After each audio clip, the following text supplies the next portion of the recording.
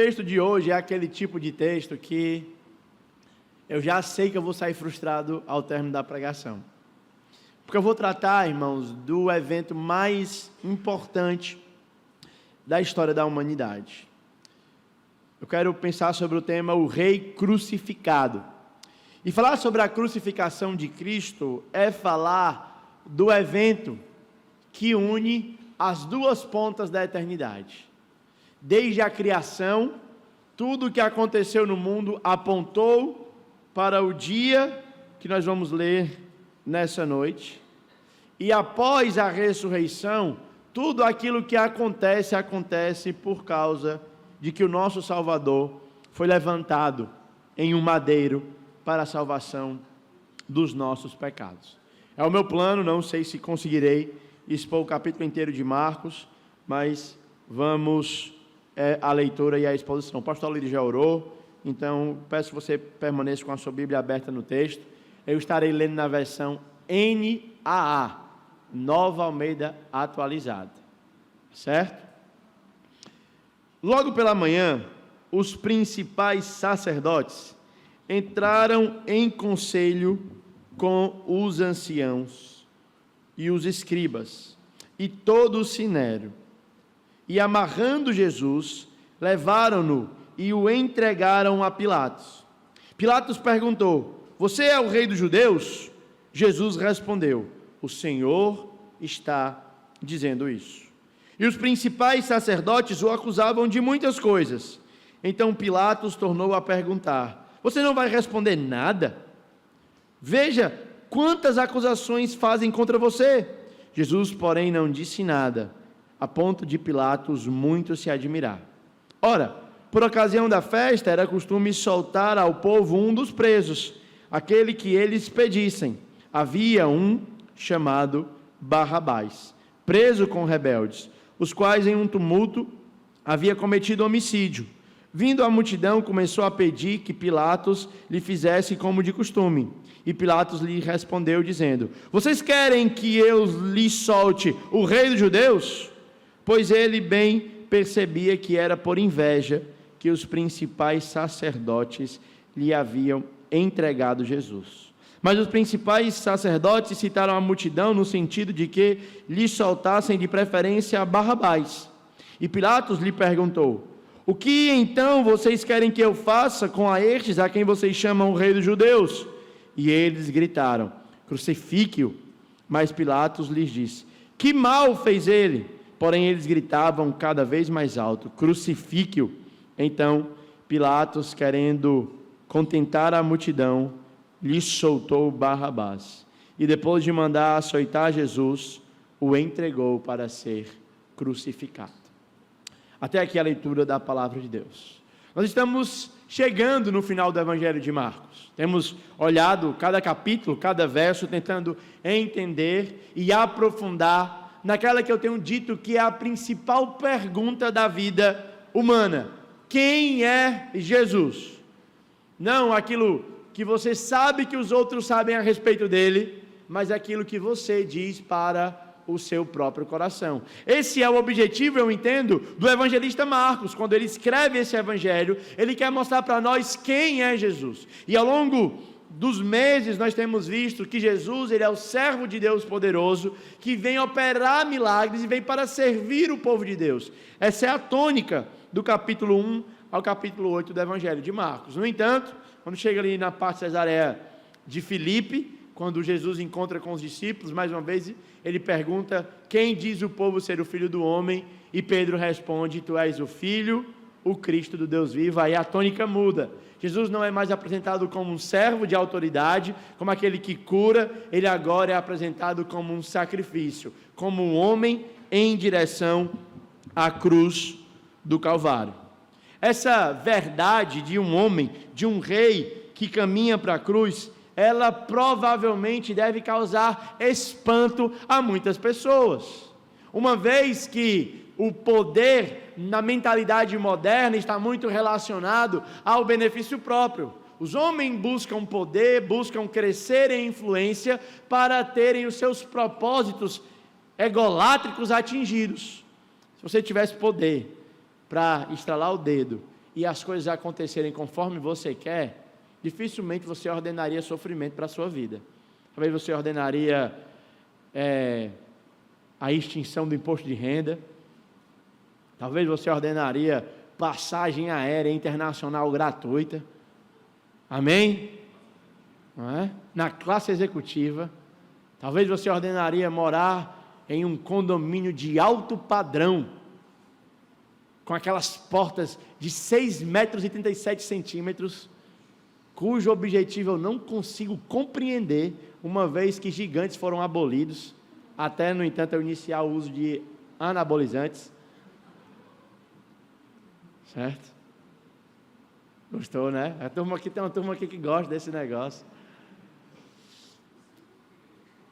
Mas dificilmente alguém usaria poder como Jesus usou. Poder para sofrer. E Marcos, quando ele elabora o seu evangelho, ele está escrevendo para uma igreja que está passando por um contexto de sofrimento. A igreja estava diante a uma eminente perseguição, e o que Marcos está querendo convidar os seus leitores a ver, tanto os do primeiro século como nós, é o seguinte: se você quer seguir a Jesus, você está seguindo a um rei crucificado. Nesse cenário, o caminho que o Salvador trilhou, meus irmãos, é o caminho da dor. A coroa visível do rei que nós adoramos é uma coroa de espinhos. Portanto, nós não deveríamos esperar nada diferente em nossa caminhada com Jesus. Nos capítulos anteriores, nos episódios anteriores, o evangelista Marcos narrou a entrada de Jesus em Jerusalém, o que é conhecido pela tradição cristã como Domingo de Ramos. Depois ele entra na semana conhecida Semana da Paixão. Jesus vai ao templo, ele purifica o templo, e ele chega então naquela noite, naquela quinta-feira fatídica, onde ele se reúne com os seus discípulos para celebrar a Santa Ceia, e depois ele vai para o jardim do Getsêmani. O que Marcos vai mostrar naquele capítulo, no capítulo de número 14, é que Judas o traiu, os discípulos o abandonaram, Pedro negou, e ele foi condenado por aqueles que deveriam celebrar a sua chegada, pelo Sinédrio. Marcos 14 mostra que os amigos de Jesus e o ciclo pessoal e íntimo de Jesus o rejeitou e o condenou. Marcos capítulo de número 15 agora tem uma tônica diferente. Agora é uma condenação pública, é uma condenação política que Jesus vai receber. Agora não são os seus amigos que o rejeitam, a multidão o rejeita, Pilatos o rejeita, os soldados o rejeitam, e os passantes zombam e insultam de Cristo. E é nesse cenário de total abandono, de conhecidos e desconhecidos, de amigos e inimigos, que Deus realiza a nossa redenção. Por isso, enquanto nós olhamos e refletimos sobre o capítulo que está diante de nós nessa noite, eu gostaria que você visse que o Rei crucificado nos convida a uma vida totalmente rendida a Ele. O Rei crucificado nos convida a uma vida totalmente rendida a Ele. E o propósito do meu sermão nessa noite é levar você a olhar novamente para a cruz e arrepender-se de uma fé rasa e responder com adoração, com obediência e rendição total a Jesus Cristo, o nosso Senhor. Que Deus nos ajude. Vamos tentar aqui entender o texto que está diante de nós. Tem um ponto muito interessante, que eu ainda, a guisa de introdução, que eu gostaria de mencionar aqui com os irmãos, que Jesus, ele sofreu um bocado.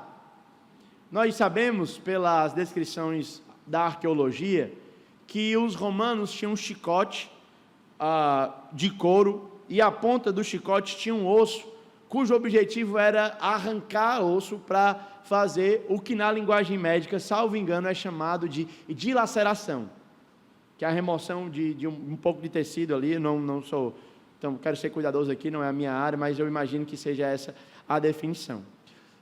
Há muito sofrimento. Ele carregava uma madeira grande, certamente fiapuda, farpuda, era um sofrimento muito intenso. Mas Marcos, à medida que ele constrói o seu capítulo, ele não escolhe focar nos sofrimentos físicos de Jesus. Mais de falar da quantidade de chibatadas que ele levou, Marcos foca em um elemento muito importante. Marcos foca na zombaria que Jesus recebeu. Marcos não vai dizer que ele levou 50 chibatadas, Marcos não vai focar na dor física, Marcos vai falar na zombaria que ele recebeu. Eu quero que você guarde essa informação, porque eu tenho uma aplicação para isso no final do nosso tempo. Então a primeira coisa que o texto mostra aqui para a gente, do verso 1 ao verso 15, é que o rei crucificado, ele foi rejeitado pelos homens. Então na manhã da sexta-feira, na sexta-feira da paixão, ele é levado aos principais sacerdotes, e eles já estavam em conselho para entregar a Pilatos. E Pilatos então questiona ele: você é o rei dos judeus? E Jesus poderia aqui, nesse exato momento, dizer: sim, eu sou, e fazer a maior demonstração de poder que autenticasse que ele de fato era. Mas ele fica calado, ele escolhe silenciar, porque ele tem um propósito muito maior. É interessante pensar um pouco sobre isso, né? Eu me lembro que uma vez eu fui pregar na Igreja de Cristo em Parnamirim, após uma semana missionária, peguei uma escala de voo, daquelas que só eu pego, quem já me acompanhou sabe, né? Aquelas loucuras, que eu vou para Natal, por Brasília, São Paulo, Belém, e depois Natal. Então cheguei muito cansado, e aí o pastor falou assim: cara, vai ter um racha aí, finalzinho da tarde, antes do culto. Eu falei para todo mundo que tu jogava bola, que tu era jogador, e a galera está toda animada para ver tu jogando aí. Aí eu disse: cara, sei não, hein? Aí beleza. E aí ficou: não, o jogador e tal, e não sei o quê, não sei o quê. Aí cheguei no jogo, adivinha o que aconteceu? Quebrei a bola, joguei nada. E aí quando eu vi que não estava jogando nada, a galera começou a tirar onda comigo: ih, pastor, o senhor disse que o homem jogava bola, o homem consegue... O chute dele não quebra nem uma bolacha molhada. Aí começaram a zombar. Eu fiquei tão comovido, eu peguei meu celular e disse: não, está aqui, eu joguei. Aí fui mostrar várias fotos minhas, jogando. Eu pensei: Jesus não passa por esse tipo de situação, porque Jesus, ele não cede à pressão humanas. Eu sabia que eu tinha sido. Por mais que as pessoas que estavam ao meu redor zombassem, falassem o que elas quisessem falar a respeito de mim, nada ia mudar o meu passado, que eu fui um craque conhecidíssimo de um time do mais alto escalão da nossa cidade, o Calouros do Ar. Mas o desejo de ser amado e aprovado me fez querer provar aquilo que eu já sabia no meu interior. Jesus, quando ele olha para os seus algozes aqui, especialmente Pilatos, ele diz: tu és o rei dos judeus? Ele não nega, mas ele também não afirma categoricamente. Em outra ocasião, quando ele foi sendo levado para o deserto para ser tentado, o diabo apareceu a Jesus e disse: se tu és o Filho de Deus, transforma essas pedras em pães. Eu, sendo Jesus, irmão, transformava o diabo em pão. Não era nem as pedras, um briochezinho, delícia. Mas Jesus não precisava, porque ele não tinha esse tipo de pressão humana. Isso, irmãos, deveria nos libertar do anseio de ser amado, de ser visto, de ser aprovado pelas outras pessoas. Se aquilo que você sabe que você é em Deus, pouco importa o que as pessoas pensam. Você deveria, ao olhar para a cruz de Cristo e olhar para os passos do Rei crucificado, se libertar da sede de aprovação humana. Ele é o Rei dos judeus, mas ele não precisava provar que ele era Rei dos judeus. Ele não estava preocupado com o que as pessoas iriam pensar dele. Ele não tinha vaidade nesse sentido. Ele tinha apenas um coração inclinado a atender à vontade do Pai. E agora, o que vão pensar de mim? Existe um filósofo britânico, eu não sei quantos de vocês conhecem, o nome dele é G.K. Chesterton. Ele escreve um artigozinho sobre loucura, E ele disse o seguinte: um amigo meu chegou no restaurante, sujou a camisa de café, ele disse assim: meu Deus, eu não posso mais ir para esse local, minha camisa está suja de café, o que as pessoas vão pensar de mim? O que ele respondeu: as pessoas não estão nem aí para você. Você não é tão importante ao ponto de, ao entrar num lugar com a camisa suja, as pessoas pararem, ficarem admirando a sua camisa e comentarem. As pessoas estão preocupadas com as próprias vidas dela. Portanto, deixe de ser besta. Ele não disse deixe de ser besta, a parte é minha. Grifo meu, né? Irmãos, honestamente, muitas vezes nós deixamos de fazer coisas, e aí pensando em ambientes extra-igreja, mas ambientes até mesmo dentro da igreja. O que é que as pessoas vão pensar de mim? E se eu cantar desafinado, se eu não conseguir cantar tão afinado quanto o pastor Mateus, que é uma referência de música, não entendo a risadinha de vocês não, galera. Nunca entendo. Mas a gente acaba criando o que é que as pessoas vão pensar de mim, o que é que elas vão pensar de mim, o que é que elas vão pensar do meu cabelo se vier assim, se a minha roupa estiver amarrotada, o que é que elas vão pensar do meu carro se estiver sujo, da minha casa se estiver bagunçada, de tudo, e isso acaba tolhendo você de crescer no reino de Deus. Ao olhar para a cruz, nós deveríamos estar libertos do peso que a crítica dos outros tem sobre nós. Você é o rei dos judeus? Calado. Ele afirmou, ele nem negou e nem afirmou. Ele aceitou o seu destino. Nós temos aqui, irmãos, nessa passagem que eu li logo no início, um contraste entre Jesus e Barrabás. Jesus é inocente, Jesus é santo, Jesus é condenado. Barrabás, por sua vez, ele é culpado, e ele é rebelde, e ele é liberto. Nós temos um outro contraste entre Pilatos e justiça. Pilatos sabe o que é o certo, ele olha para Jesus e ele percebe, esse homem não fez mal nenhum, ele só está sendo condenado pela inveja dos outros, mas ainda assim, ele escolhe aquilo que lhe é conveniente, porque ele sabia que se ele fizesse o certo, ele atrairia a oposição da multidão contra ele, e ele quer ser bem quisto, ele quer ser amado pela galera. Como é que eu vou fazer uma coisa certa se as pessoas não vão amar? Esse é o tipo de situação que Pilatos se encontra. O Marcos diz que ele sabia que Jesus era justo, que eles estavam sendo entregados e sendo entregues por inveja, mas a multidão gritava: crucifica-o, crucifica-o, crucifica-o. Precisamos aprender, irmãos, que às vezes a pressão social, ela é um forte inimigo da verdade. O que é que as pessoas vão pensar de mim? Se eu me posicionar no meu ambiente de trabalho a respeito da visão bíblica sobre o casamento, que é heterossexual, monogâmico e indissolúvel, o que é que as pessoas vão pensar de mim? Sou um radical, sou um religioso. O que é que as pessoas vão pensar de mim quando eu digo que só existe um caminho para Deus, e que esse caminho é Jesus Cristo? Contrário a que as pessoas ao redor dizem que todas as religiões são válidas, porque o que importa não é a precisão teológica, o que importa é um coração sincero e honesto.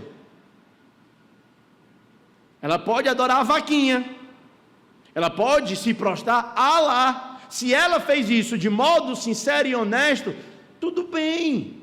Se ela for uma boa pessoa, se ela der água a quem tem sede, se ela for uma pessoa íntegra no trabalho, pagar imposto em dia, não furar o sinal, não andar acima da velocidade permitida, quando ela morrer, Deus vai olhar para ela e vai pensar: olha como ela é uma pessoa boazinha, olha que legal, Ele pede, ele dá boa noite quando chega nos lugares. Ele é uma pessoa educada, ele é uma pessoa sensível à necessidade dos outros. Ele olha as pessoas sofrendo e ele vai e ajuda. Que coisa boa! Já viu aquela história? Fulano ali é uma pessoa maravilhosa, tem tudo. Só falta... ele não tem nada. Se falta Jesus, não tem nada. Se falta Jesus, não tem nada. Se falta a afirmação do coração de que crê que Jesus é o Deus vivo e que recebe Ele como único e suficiente Salvador, mas o mundo não aceita isso. Me lembro que quando eu era professor, aí disse assim, não pode entrar com religião dentro da escola. Aí eu disse, tudo bem, eu deixo a minha fora se você deixar a sua fora. Se você deixar a sua fora, eu deixo a sua. Tá bom, vamos para a aula de aparelho fonador do 6º ano. Aí na hora que eu abri o livro, de uma determinada editora, estava lá, o aparelho fonador foi criado por meio de um processo evolutivo, papapá. Eu disse, eu sou professor, estou compromissado com a verdade, e acredito que a boa ciência está coadunando com a Bíblia, isso aqui é mentira. Gênesis capítulo 1 explica o processo de criação do aparelho fonador. E a boa ciência corrobora o fundamento bíblico. Os bons cientistas corroboram isso. Agora, isso não é aceito. Dentro da psicologia, a gente estava conversando de uma moça que afirma ser psicóloga e entende que alguns cristãos têm certas dificuldades e algumas questões que precisam ser tratadas a partir disso, mas o mundo não aceita. A pressão social, ela é um forte inimigo da verdade. Se você quer falar a verdade, se você quer ter compromisso com a verdade, você precisa estar aberto para ser rejeitado. Quando eu digo verdade, eu não estou dizendo, algumas pessoas são rejeitadas porque são chatas. Também tem isso. Não estou falando de você ser rejeitado porque você é chato, não é? Estou falando de você ser rejeitado pela verdade. São duas coisas totalmente diferentes. Outra vez a pessoa estava dizendo que usar brinco era pecado, o pai estava dizendo para todo mundo, quem usa brinco vai para o inferno. As pessoas não aceitam mais a verdade. Eu disse, essa verdade não é uma verdade bíblica. Você só está sendo chata. Você está entendendo? A verdade do Evangelho. A verdade do Evangelho. Agora, pressão social vai fazer você distorcer a verdade. Ambiente de trabalho, família, eventualmente em algumas igrejas, mas nós não sejamos como Pilatos, que cedeu. Ele foi para aquilo que era mais conveniente, porque ele sabia que era isso que a multidão queria. Entendeu? É isso que a massa quer. Entendeu? É isso que a massa quer. Pô, olha aí por lá, tem muitas cadeiras vagas, né? Aqui. Se nós estivéssemos aqui na igreja pregando assim, olha, esse ano vou declarar aqui na sua vida bênçãos grandes, você vai andar de Hilux 2027 automática. Eu estou vendo uma chave aqui, cadê a mão levantada para receber o que eu vou falar? Estou vendo uma chave, estou vendo a chave que abre tudo, que não sei o quê, aí começa, quem está doente, hoje é noite de Deus curar, quem está liso, é noite de Deus fazer um milagre aí para fazer um pix grande, quem está com problema vai tudo ser resolvido. O povo quer ouvir, né não? Quem está doente, qual é a principal anseio de quem está doente? É ser curado. Aí vem o pastor Mateus e diz, Deus não está preocupado com a sua cura, Deus está preocupado com a sua santificação. Se a doença for sinônimo de Deus forjar o seu caráter e lhe aproximar de Jesus, é melhor que Deus lhe deixe doente do que lhe cure. Ou para essa igreja não. Não. Eu declaro. Irmão, tu não declara nem para um cachorro. Um cachorro, o caramelo da rua, mais carente, ele não atende o seu declarar. Por que o Criador do universo vai se render a isso? Outra vez eu vi uma pessoa que disse assim, eu não aceito. Orando, eu não aceito essa situação. Eu disse, olha, você não está em posição de dizer se aceita ou não. nós estamos se relacionando com Deus, irmãos. Eu não dizia isso na casa do meu pai, e as minhas, não, é para dizer isso na casa do papai. Bom? A gente vai dizer para Deus, diante de um Salvador que foi entregue para ser o quê?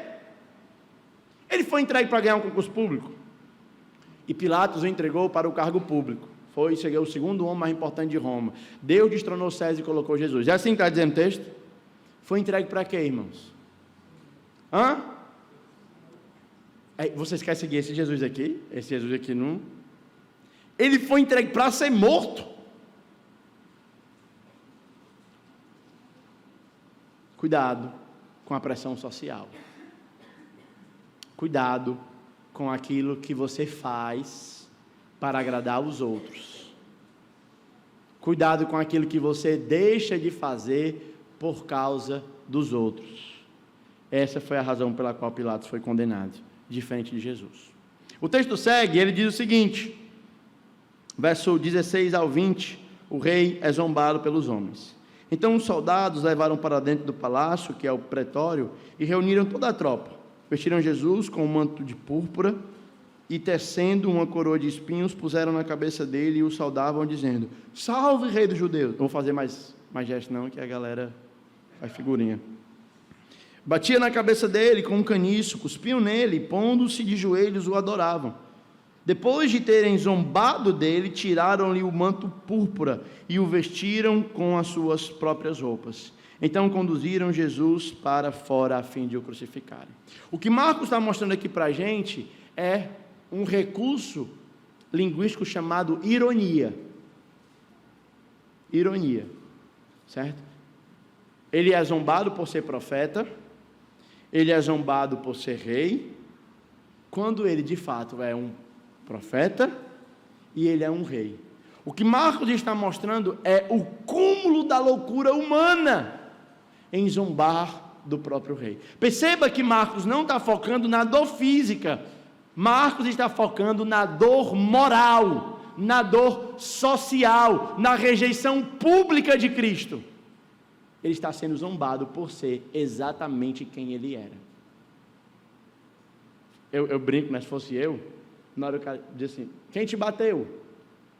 Diz quem te bateu? Aí eu dizia, foi tu. Dizia, tu tem tantos cabelos na cabeça, nasceu no dia tal, teu medo é esse. Dizia tudo, né? Mas Jesus fica calado. O nível de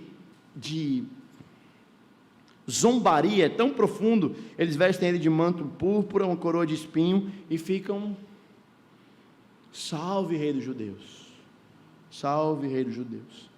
Eu estava lendo isso aqui, eu fiquei pensando, rapaz, como é que vai ser esses caras quando Jesus voltar no cavalo branco, hein? Na hora que eles verem, meu Deus, o que eu fiz. Verso 21, a gente tem o rei crucificado que salva os pecadores. Obrigaram Simão Cirineu, que passava vindo do campo, pai de Alexandre, de Rufo, a carregar a cruz de Jesus. Levaram para o Gólgota, que quer dizer lugar da caveira, quiseram dar para beber o vinho misturado com mirra, mas Jesus não aceitou. Então o crucificaram e repartiram entre si as roupas dele, tirando a sorte, para ver o que cada um levaria. Era 9 horas da manhã quando o crucificaram, e a inscrição com a acusação contra ele dizia, rei dos judeus. Com ele crucificaram 2 ladrões, um à sua direita e outro à sua esquerda, e cumpriu-se a escritura que diz, com os malfeitores foi contado. Os que iam passando blasfemavam contra ele, balançando a cabeça e dizendo, você que destrói o santuário em 3 dias e o reedifica, salva a si mesmo descendo da cruz. De igual modo os principais sacerdotes com os escribas, qual a palavra? Zombando dele, diziam entre si, salvou os outros e não pode salvar a si mesmo? Que o Cristo, Rei de Israel, desça agora da cruz para que vejamos e creiamos. Também os que com ele foram crucificados o insultavam. De novo, a palavra zombaria aparece repetidas vezes, a palavra insulto aparece repetidas vezes, e o que Marcos quer mostrar é exatamente essa ideia. Algumas informações. Primeiro, Simão Cirineu é colocado aqui, parece que como uma nota de rodapé. Nós não sabemos exatamente por que ele apareceu, possivelmente ele era conhecido da igreja de Roma. Rufo e Alexandre são mencionados em Romanos, capítulo 16. Então, esse cara de Cirene, talvez ele era um daqueles líderes lá de Atos, capítulo 13. Nós não sabemos exatamente por que Marcos o colocou aqui. O que nós sabemos é que o guarda, que era responsável pela execução, ele tinha que garantir que o crucificado chegasse ao local da crucificação com vida, porque ele precisava ser humilhado durante todo o caminho. Ele não poderia morrer antes. Então essa talvez é a explicação mais provável pela qual Simão Cirineu ajudou a Jesus. Levaram ele para o Gólgota. Nós não sabemos precisamente onde é o Gólgota. Em Jerusalém há 2 locais muito aceitos para onde é o Gólgota. Um que é o Jardim do Túmulo e outro é a Igreja do Santo Sepulcro. Então, mas nós não sabemos. Eu acredito que a maior evidência é para a Igreja do Santo Sepulcro, mas isso não é tão importante para vocês aqui nessa noite. Depois ele diz que quiseram misturar com mirra, mas Jesus não aceitou. Então nós também não sabemos o porquê da mirra. Há uma ideia de que era um local, uma latrina, onde os homens urinavam e defecavam. Então eles molhavam alguma coisa e, como uma espécie de humilhação, davam isso para ele. É uma maneira de dizer que ele foi o extremo da humilhação. Mas uma outra forma de entender é que o soldado responsável pela execução queria dar a ele força para que ele pudesse chegar até o Calvário. E a inscrição, escrita em 3 idiomas: hebraico, que era a língua do local; grego, que era a língua franca; e latim, que era a língua do império, rei dos judeus. Era como se fosse a acusação, ou é a acusação, em cima da cabeça de Cristo. Mas o texto, de novo, chama a nossa atenção no versículo 29, da blasfêmia. E aí, de novo, há uma outra ironia no texto. O texto diz: você que destrói os santuários e o reedifica em 3 dias, salve a si mesmo, descendo da cruz. E a expressão depois, salve a si mesmo, ela acontece. O ponto aqui é que ele, como médico, não veio para salvar os sãos, mas veio para salvar os que estavam doentes. E o meio que ele escolheu para salvar os outros é dando a própria vida. Então Jesus, ele salva pecadores por meio da sua morte. Ele não salvou os outros, não porque ele não poderia. Ele salvou os outros porque ele poderia se salvar, mas não fez, porque ele escolheu ativamente morrer.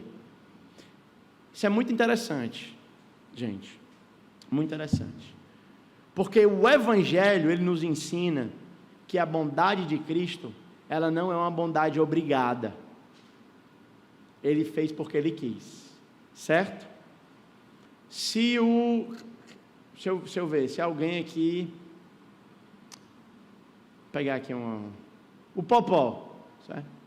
Se o Popó entra aqui na igreja e me dá um tapa nessa face, o que é que eu vou fazer? Desmaiar, né?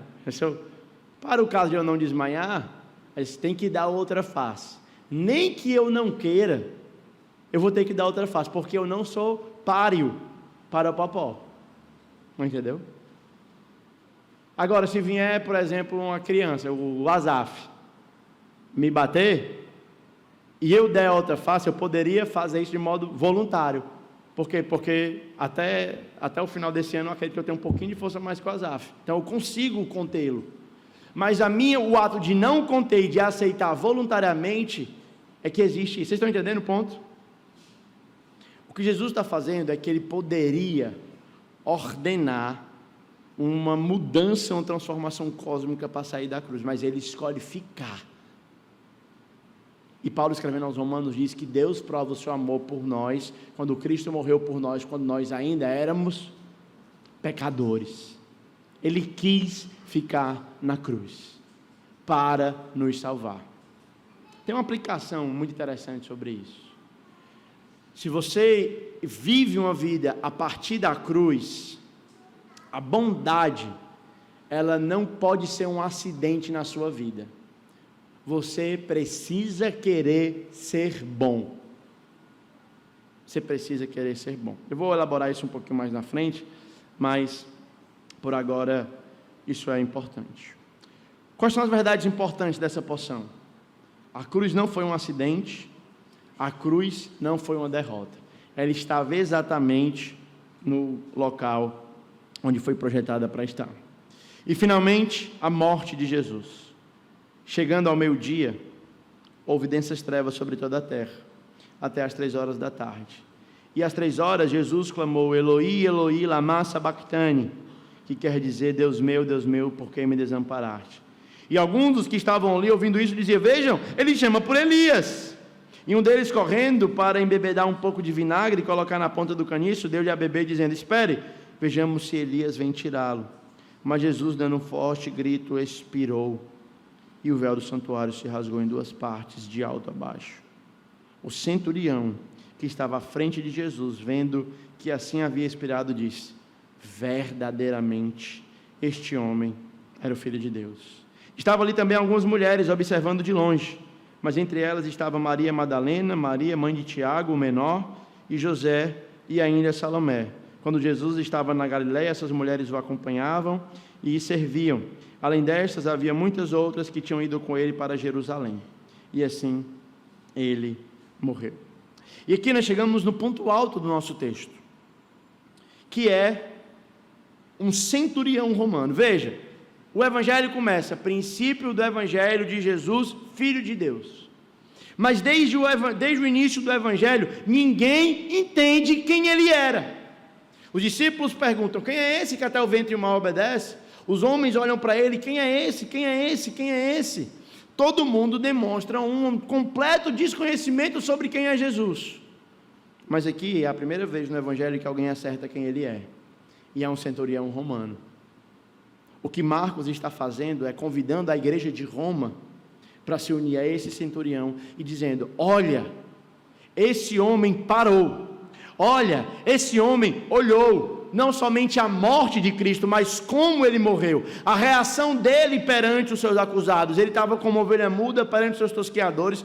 Quando ele viu densas trevas, que lembra quando o anjo da morte passou no Egito, houve densas trevas, aqui também há densas trevas, o véu do templo se rasgou, e aí quando ele junta todos os fatos, ele analisa e ele chega a uma conclusão, verdadeiramente este homem é o Filho de Deus. Eu estou completamente convencido de que todo mundo que tomar o mesmo caminho desse centurião vai chegar à mesma conclusão dele. Se você olhar para a história, se você olhar para a arqueologia, se você olhar para tudo que existe no mundo, o mundo testifica a respeito de Cristo. Por isso que a nossa fé tem uma âncora segura. Olha para a maneira como ele morreu. Em Jerusalém, quando eu estive lá no Muro das Lamentações, eu li um panfleto evangelístico que tinha o Isaías capítulo 53, todo em hebraico, e aí o profeta pergunta, o texto do Isaías 53, e aí tinha a seguinte pergunta, de quem o profeta estava falando? De quem o profeta estava falando? Porque é impossível ler o Antigo Testamento à luz de Cristo sem vê-lo em cada página da Escritura. Quando o centurião olha para tudo que acontece e ele contempla, ele verdadeiramente esse homem é o Filho de Deus. Como evidência da sua ressurreição, Jesus foi sepultado. Verso seguinte, eu não estou conseguindo enxergar. Ao cair da tarde, por ser o dia da preparação, isto é, a véspera do sábado, José de Arimateia, ilustre membro do Sinédrio, que também esperava o reino de Deus, dirigiu-se ousadamente a Pilatos e pediu o corpo de Jesus. Mas Pilatos admirou-se de que ele já tivesse morrido, e tendo chamado o centurião, perguntou-se se havia muito que Jesus tinha morrido. Após certificar-se pela informação dos comandantes, cedeu o corpo a José, e este, baixando o corpo da cruz, envolveu em um lençol que tinha comprado e o depositou num túmulo que tinha sido aberto numa rocha. Rolou a pedra para a entrada do túmulo. Maria Madalena e Maria, mãe de José, observaram onde ele foi posto. E aqui, irmãos, nós temos a preparação para a vitória futura. José de Arimateia pede o corpo de Jesus, os homens pensam, está terminado. O Sinédrio pensou, nós conseguimos parar essa grande ameaça para nós. Mas Deus está preparando tudo para o que vai acontecer na manhã de domingo. Deus está preparando tudo para o terceiro dia. O rei foi crucificado, foi morto e sepultado, como diz o credo antigo. Eu finalizo trazendo algumas aplicações para nós. Primeiro, irmãos, nós precisamos de sabedoria para lidar com insultos.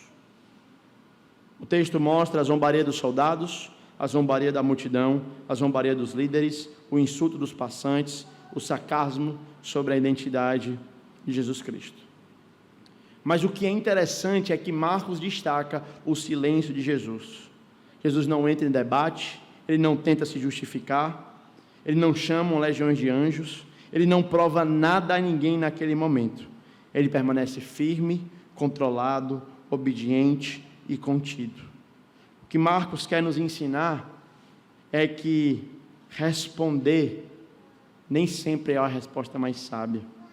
Que nós não devemos ter uma reação imediata de querer vencer discussões, de querer humilhar o opositor, de querer provar superioridade. Nós não queremos ter um anseio de defender a nossa imagem a qualquer custo. Jesus mostra a sua grandeza quando ele se cala e aceita os insultos. Quem está seguro em Deus não precisa ser reconhecido pelos homens. E o que é que ajudou Jesus a lidar dessa maneira? Eu tenho 2 textos de referência cruzada para nos ajudar. Vai comigo para a 1 de Pedro, capítulo 2.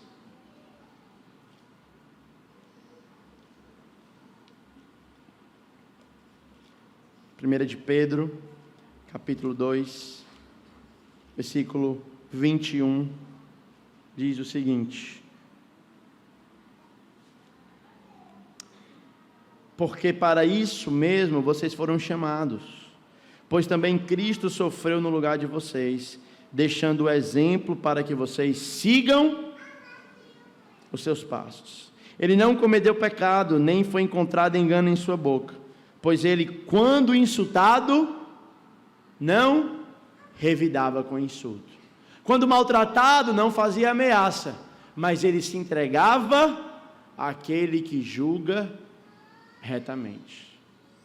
Eu olhei isso no meu coração, e todas as vezes que eu reagi em ira, que eu reagi desproporcionalmente, era porque eu me sentia injustiçado.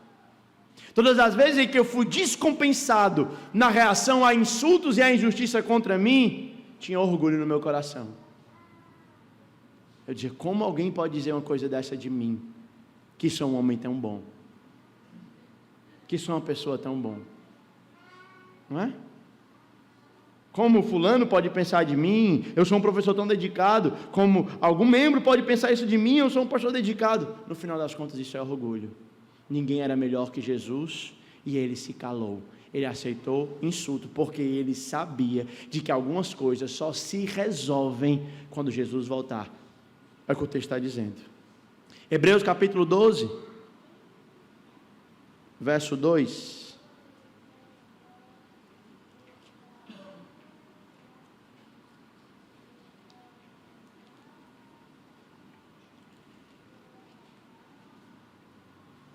Nos diz o seguinte: olhando firmemente para o autor e consumador da nossa fé, Jesus, o qual, em troca da alegria que estava proposta, suportou a cruz, sem se importar com a vergonha, e agora está sentado no trono.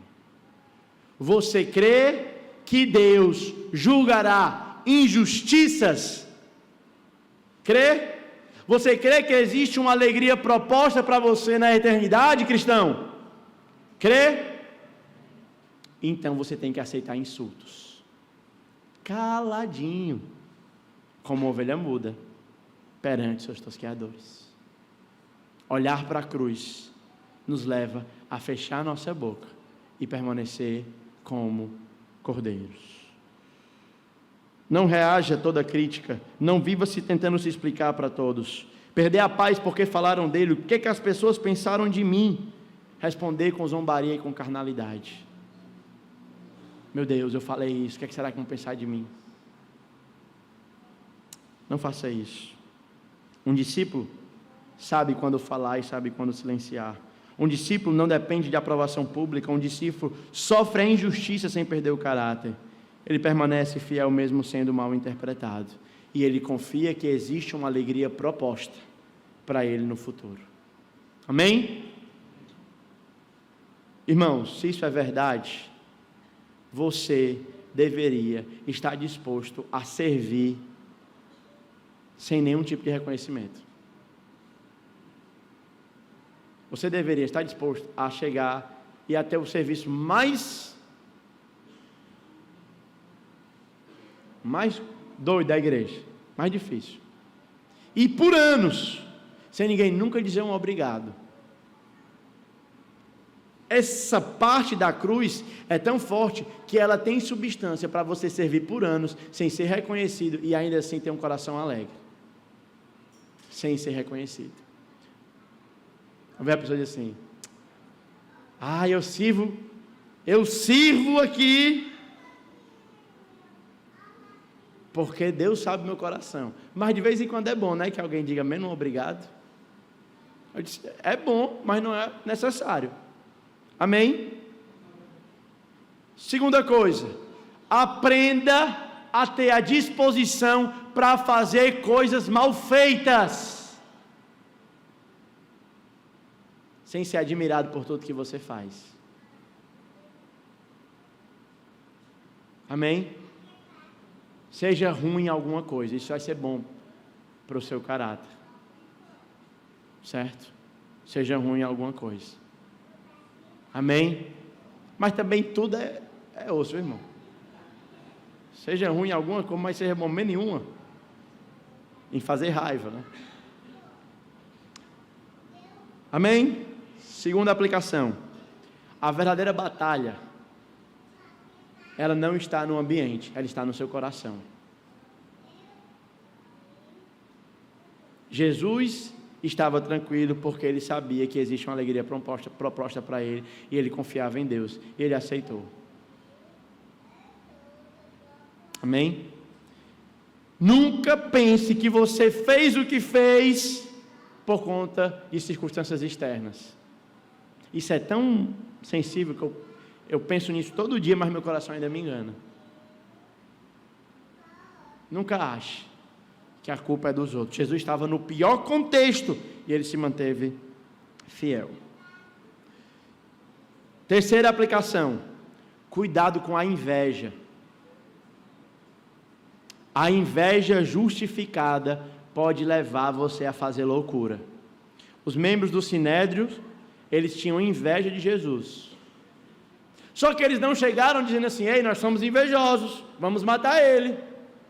Eles chegaram com uma preocupação piedosa. Ei, Pilatos, macho, tu não vai botar moral não aqui no lugar. Tem um cara aí dizendo que é rei. Se tu não tomar cuidado, o cara vai tomar o teu reinado. Nós estamos zelando pela ordem pública. Às vezes nós fazemos coisas boas por motivos errados.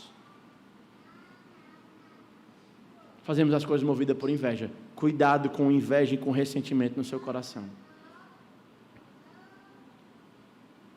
Talvez algum de vocês aqui já tenha feito um post no Instagram movido por ressentimento. Eu vou postar para a pessoa ver como é que eu estou. Eu vou me vestir para ver como é que eu estou. Eu posso confessar um pecado publicamente? Dá pausa aí na transmissão, então. Eu já fiz coisas boas para minha esposa movida por ressentimento. Se ela reclamou, porque ela agora vai ter o melhor marido que ela puder, que eu puder ser. Movido por ressentimento. Quantas coisas nós fazemos movido por ressentimento?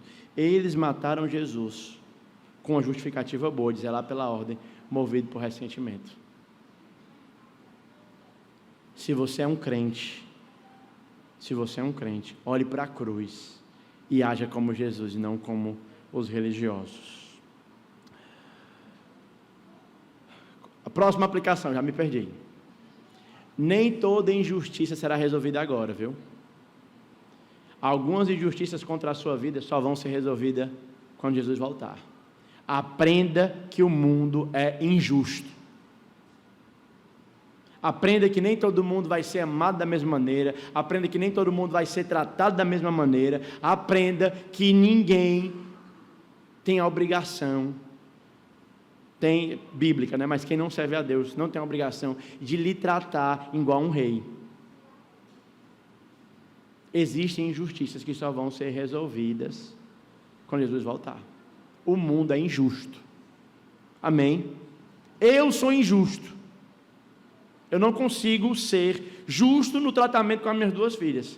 Eu acho interessante quem diz assim, o pai que diz, eu criei os dois filhos iguais. Eu não consigo conceber como é que você consegue criar duas crianças. As minhas duas filhas, por mais sejam próximas, elas são criadas totalmente diferentes.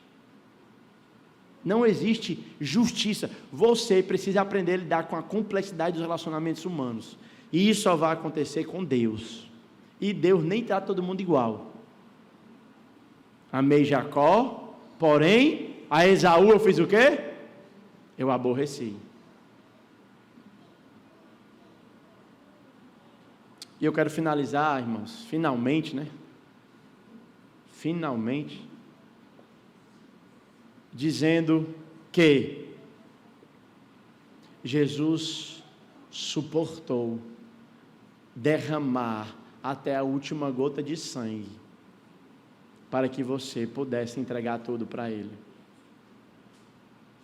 Eu quero convidar você a uma rendição total. A gente pode cantar maravilhado de novo?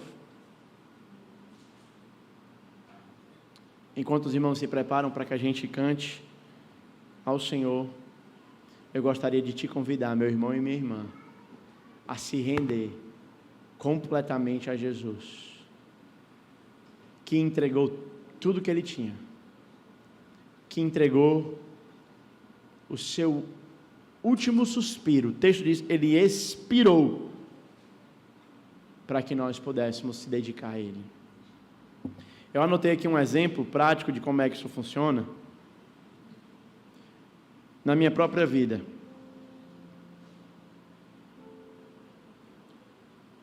Um exemplo prático. Não, cadê? O que não é viver isso?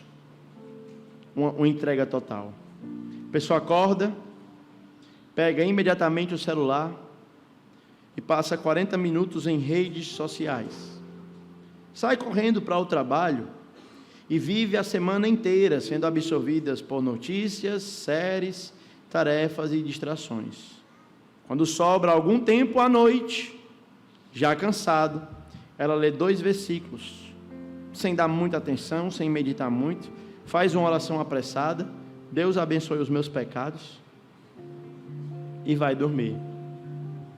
No domingo, chega atrasada ao culto, conversa durante momentos importantes, mexe no celular durante a longa mensagem chata do pastor chato, e sai sem refletir no que ouviu, porque um sermão de 1 hora é inadmissível.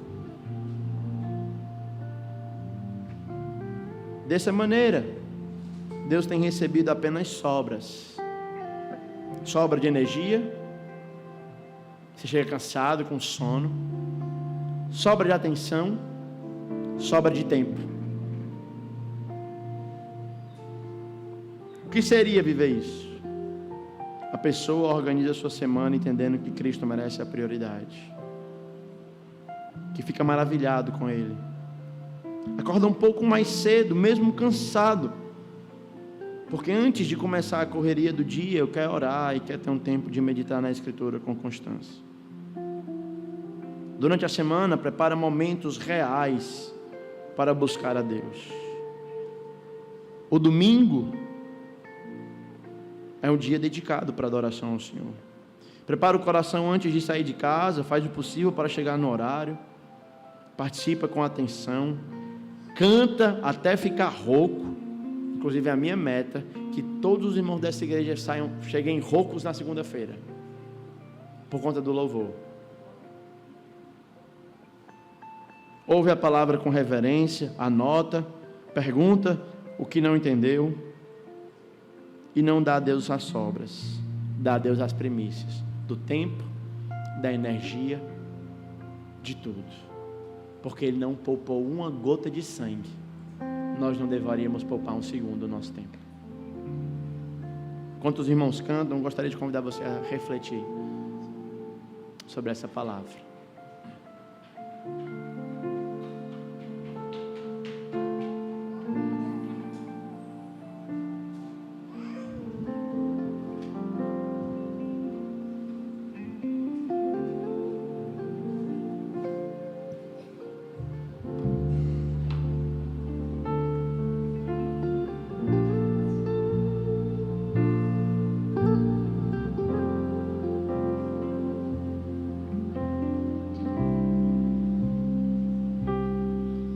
Tu reinas no trono dos céus, a criação se prostra aos teus pés. Tu reinas vestido de glória, os anjos te adoram aos teus pés. Para sempre governarás,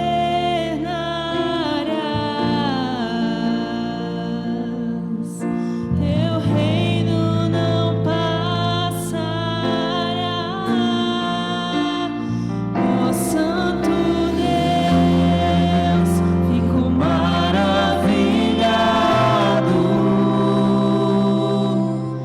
Tu és muito mais do que eu possa expressar. Ó Santo Deus, quebra um vaso de alabastro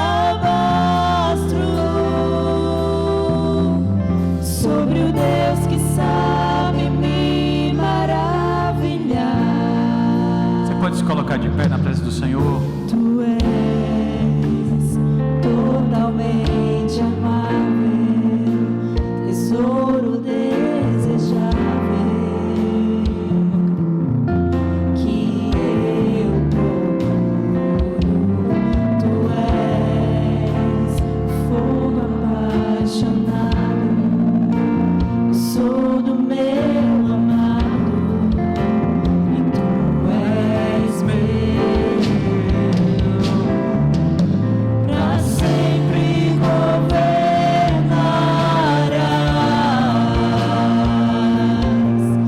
teu reino não passará. Ó Santo Deus, fico maravilhado.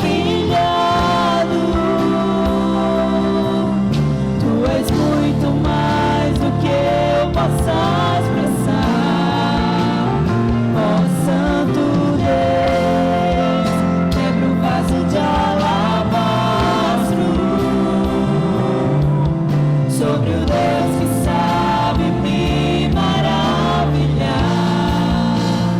Ó Santo Deus, fico maravilhado. Tu és muito mais do que eu possa expressar. Ó Santo Deus, quebra o vaso de alabastro sobre o Deus que sabe me maravilhar.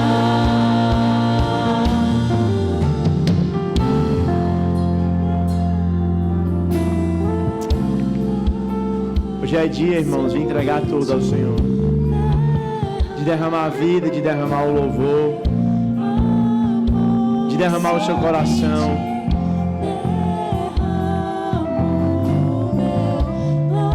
de olhar o coração, talvez se livrar do temor de homens, de se livrar do orgulho e olhar para Jesus Cristo e esse crucificado,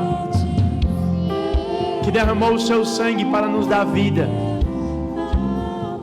E eu estava orando de tarde, Senhor, usa essa palavra para mexer na nossa igreja. Nós temos orado por avivamento, nós temos orado pedindo uma visitação poderosa do Senhor. Nós queremos avançar em missões aqui no nosso bairro. Nós queremos continuar como igreja avançando o reino de Deus, honrando a Jesus Cristo. Mas para isso nós precisamos ter um coração totalmente rendido ao Senhor Jesus. Um coração sem reservas, um coração sarado. E a única coisa que tem poder de trazer essa visitação sobre o nosso povo é a cruz de Cristo. É o homem nazareno que foi morto no madeira há 2000 anos atrás, que aceitou insultos para que nós pudéssemos ser salvos, que não quis salvar a si mesmo, mas que sofreu o dano da injustiça. E eu convido você nessa noite a uma rendição total ao Senhor Jesus Cristo. Diga: Senhor, eu me rendo, eu derramo o meu tempo, eu derramo a minha energia, eu derramo o meu amor sobre Ti. Se tem alguém aqui no nosso meio que ainda não recebeu a Cristo como seu Salvador, eu convido você nessa noite também a tomar essa decisão, a dizer: eu quero entregar minha vida a Jesus. Se tem alguém que levante suas mãos, eu queria orar por você nesse momento.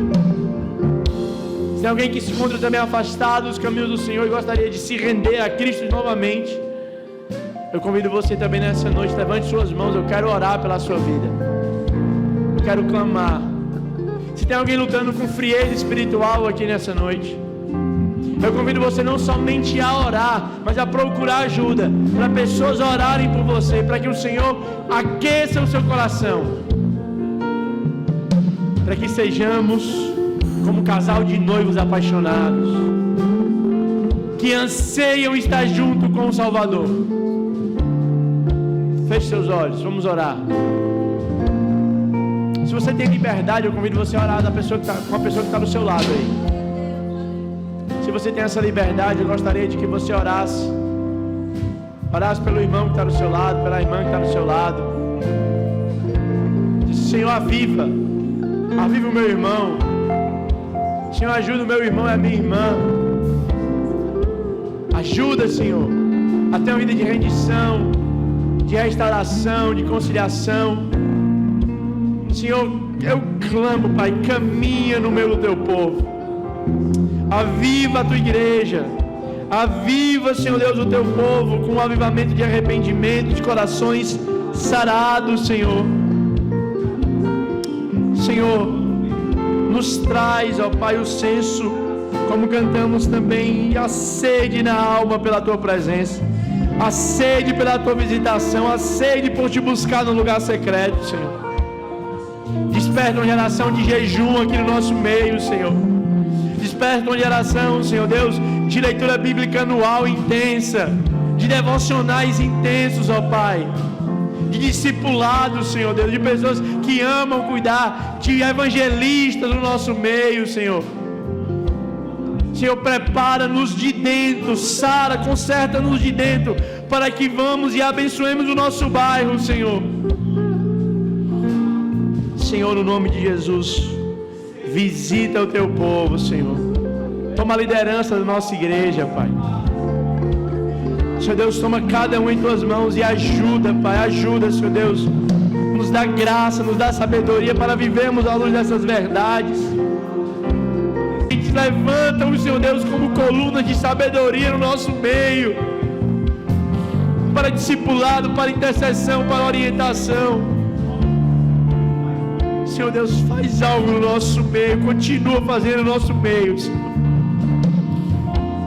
para que nós sejamos totalmente rendidos ao Senhor. E outra coisa, a não ser o teu reino, brilhe os nossos olhos, Senhor. Caminha no meio do teu povo, salva, Senhor Deus, continua salvando, continua restaurando, Senhor. Em nome de Jesus, que o Senhor te abençoe.